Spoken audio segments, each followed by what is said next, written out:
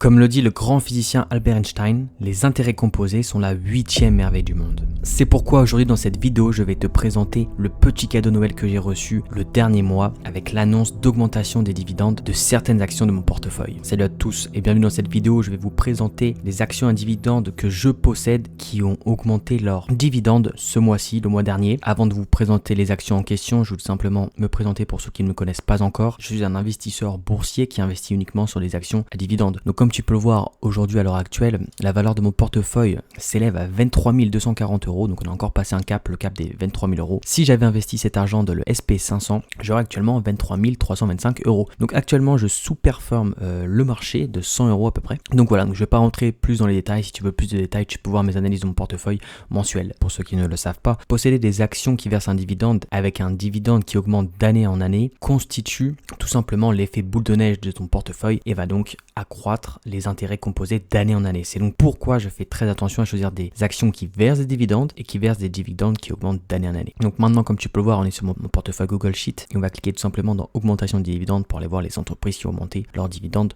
le dernier mois. Donc voilà, donc on se retrouve avec 3 entreprises qui ont augmenté leurs dividendes le mois dernier, donc forcément jusqu'à la fin de l'année il y en aura d'autres, donc c'est très bien. Moi ça me fait un petit cadeau de Noël, c'est mon petit cadeau de Noël en avance en tout cas. 15 novembre, l'action Nike qui possédait un dividende qui était à 1,36 et qui est maintenant passé à 1,48, ce qui nous donne une augmentation de 8,8%. On a Merck le 29 novembre qui a annoncé une augmentation de son dividende aussi, donc qui est passé de 2,92 à 3,08, donc c'est une augmentation de 5,48%, donc c'est assez faible, on va y revenir après. Et enfin on a Broadcom qui le 7 décembre, donc c'est la semaine dernière, a augmenté son dividende de 18,40 $ à 21 $, ce qui nous donne une augmentation de 14,13%, donc la plus grosse augmentation des 3 entreprises. Donc on peut voir qu'actuellement du coup chez Nike, je possède un rendement sur le montant investi de 1,36, alors qu'actuellement si vous achetez vous là actuellement au même mois, si je me renforce sur l'action Nike, il y a un dividende de 1,24, 1,25%. Concernant Merck, le dividende est juste en dessous de 3% et moi j'ai un rendement sur le montant investi de 3,31%. C'est quand même beaucoup plus que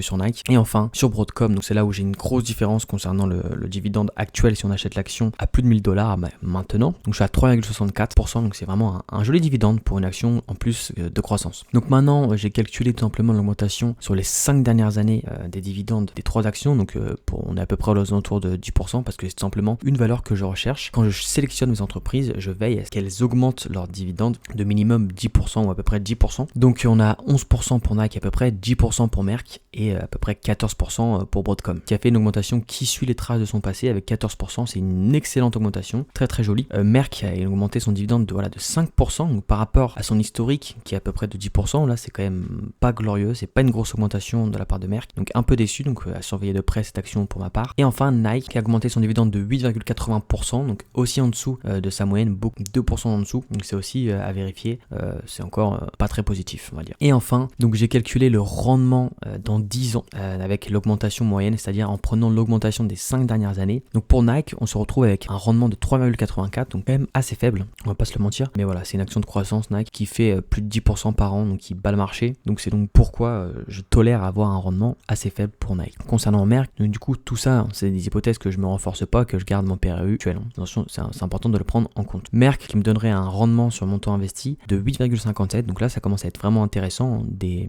rendements qui sont à plus de 5% sur des actions à croissance, que là c'est à peu près des actions à croissance. Mon Merck on va dire qui est entre les deux, donc c'est plutôt un bon dividende correct. Et enfin Broadcom, lui qui aurait un rendement sur le montant investi de 14,38%, donc là c'est vraiment hallucinant, surtout en 10 ans, donc bien sûr à condition que je ne me renforce pas, parce que là l'action est hors de prix, donc ça me ferait baisser ce pourcentage. Donc voilà, ce serait un excellent rendement, un rendement de plus de 10% sur une action à croissance, c'est incroyable. Après attention, c'est dans l'hypothèse de 10 ans, et en 10 ans il peut se passer énormément de choses, l'action peut chuter, etc. Du coup si l'action chute et on perd des liquidités, elle n'augmentera pas son dividende, pas aussi fortement qu'actuellement. Donc c'était tout pour cette petite vidéo, je voulais juste vous présenter les actions qui ont augmenté leur dividende et que je possède dans mon portefeuille. Donc voilà, toujours des nouvelles positives de savoir que les actions que je possède augmentent leur dividende, surtout quand que le pourcentage d'augmentation du dividende est plus élevé que l'inflation. Donc c'est toujours positif. Donc voilà. Donc si tu as aimé la vidéo, n'hésite pas à t'abonner, à mettre un like, ça me ferait super plaisir. Sur ce, je vous dis tchuss.